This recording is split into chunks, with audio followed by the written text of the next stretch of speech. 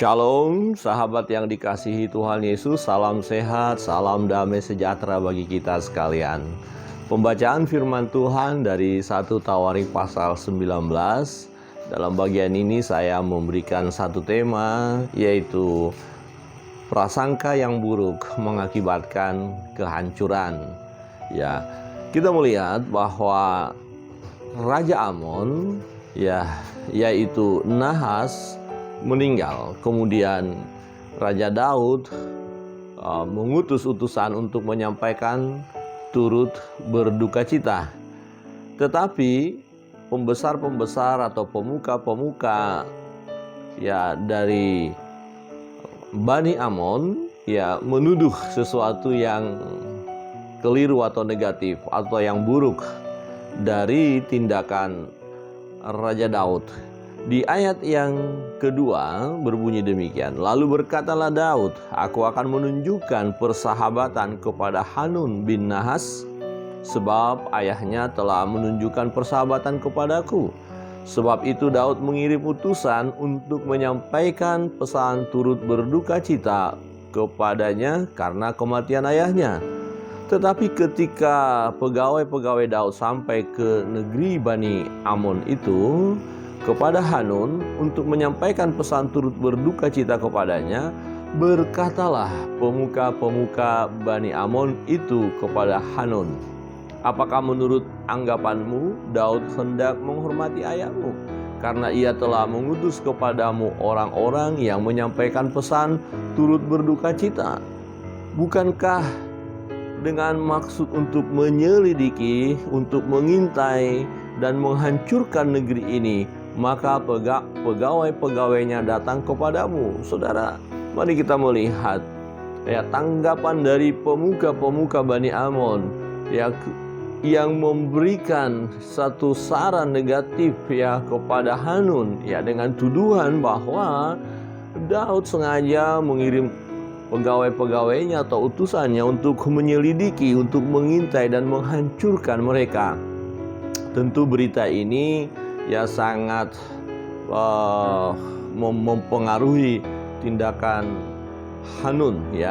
Dia tidak lagi menerima dengan baik utusan daripada Raja Daud, tetapi memperlakukan utusan itu dengan cara yang tidak pantas. Kita melihat ayat 4. Lalu Hanun menyuruh menangkap pegawai-pegawai Daud itu, disuruhnya mencukur mereka dan memotong pakaian mereka pada bagian tengah sampai pangkal paha mereka, kemudian dilepasnya mereka. Ini satu bentuk penghinaan. Utusan-utusan Daud diperlakukan secara keji oleh Hanun. Nah, Hanun bertindak demikian karena pengaruh atau nasihat atau saran daripada pemuka-pemukanya atau pegawai-pegawainya atau pembesar-pembesarnya. Dia mendengar tindakan negatif atau mendengar pandangan negatif dari pegawai-pegawainya atau pemuka-pemukanya.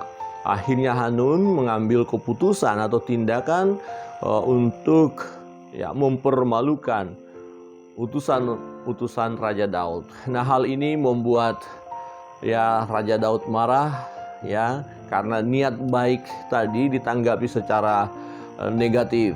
Nah, dari peristiwa ini maka Daud mengatur strategi, kemudian berperang dan menaklukkan Bani Amon. Saudara, mari kita melihat bagaimana akhirnya Bani Amon mengalami kekalahan, mengalami kehancuran, mengalami malapetaka, mengalami penderitaan.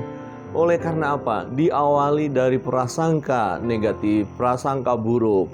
Kemudian perlakuan dari Raja Hanun kepada utusan Raja Daud membuat mereka mengalami kehancuran. Raja Daud menyerang mereka, terjadi peperangan dan kemudian mereka ditaklukkan.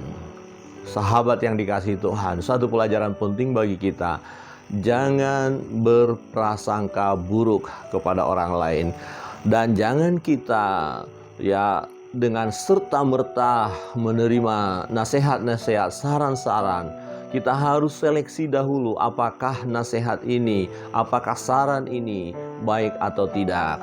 Ya, jangan terpancing dengan situasi, jangan terpancing dengan suara-suara yang negatif. Nah, kita harus menseleksinya terlebih dahulu, menggumuli dan menyerahkan kepada Tuhan. Sahabat yang dikasihi Tuhan, mari hindari prasangka negatif.